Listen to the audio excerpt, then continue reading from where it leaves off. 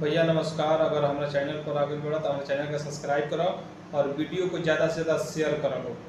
और आई देख लो official boy धीरज राज इनका इंस्टाग्राम पेज के फॉलो कर लो और ज़्यादा से ज़्यादा अपना दोस्तों में शेयर कर लो। और देख लो इनकर वीडियो बहुत बढ़िया वीडियो बनावेला, एकदम पारिवारिक वीडियो बनावेला। इनका वीडियो में कुछ अश्लील ना रहेला, हमेशा अच्छा अच्छा ही वीडियो बनावेला। हम ये बात कहें ऑफिशियल बॉय धीरज राज के जाके इंस्टाग्राम आईडी के फॉलो कर लो और देख लो इनकर एक साइड में है वीडियो चलता और दूसरा साइड में इनका फोटो लगौले बानी और इनकर आईडी देख लो और जाके इनका के सपोर्ट कर लो। और ये वीडियो बहुत बढ़िया बढ़िया बनावेलन, पारिवारिक वीडियो जौन कि इनका वीडियो में कोनो अश्लीलता ना रहेला, बहुत बढ़िया बढ़िया वीडियो बनावेलन। और बाड़र ये एक ड्राइवर और ये हमरा के मैसेज कैल रहन, वही से इनका वीडियो बनावता नहीं। खैर बहुत पहले से ही मैसेज करत रहन लेकिन टाइम ना मिल पावत रहा, तो आज हमारा टाइम मिलल है तो आज हम वीडियो बनावता नहीं। और तू लोग हमारा चैनल पर आगे बढ़ लो तो हमारा चैनल के सब्सक्राइब कर लो और हमारा वीडियो को ज़्यादा से ज़्यादा शेयर कर लो, लाइक कर लो।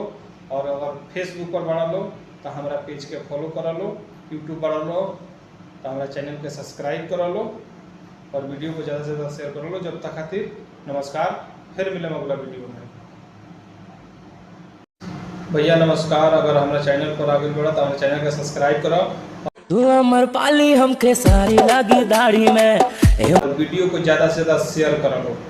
और आई देख लो ऑफिशियल बॉय धीरज राज इनका इंस्टाग्राम और कर जा पेज के फॉलो कर लो और ज़्यादा से ज़्यादा अपना दोस्तों में शेयर कर लो।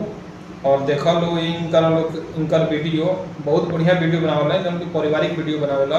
इनका वीडियो में कुछ अश्लील ना रहेला, हमेशा अच्छा अच्छा ही वीडियो बनावेला। ए मोर करे जा तू तो निक लगेलो साड़ी। ये बात कहें ऑफिशियल बॉय धीरज राज के जाके इंस्टाग्राम आईडी के फॉलो कर लो और देख लो इनकर एक साइड में है वीडियो चलता और दूसरा साइड में इनका फोटो लगौले बानी और इनकर आईडी देख लो और जाके इनका के सपोर्ट कर लो।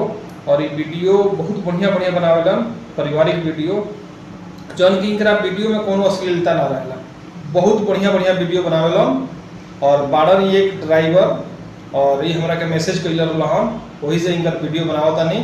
खैर बहुत पहले से ही मैसेज करत रहन लेकिन टाइम ना मिल पावत रहा, तो आज हमारा टाइम मिलल है तो आज हम वीडियो बनावता नहीं। और तू लोग हमारा चैनल पर आगे बढ़ लो तो हमारा चैनल के सब्सक्राइब कर लो और हमारा वीडियो को ज़्यादा से ज़्यादा शेयर कर लो, लाइक कर लो।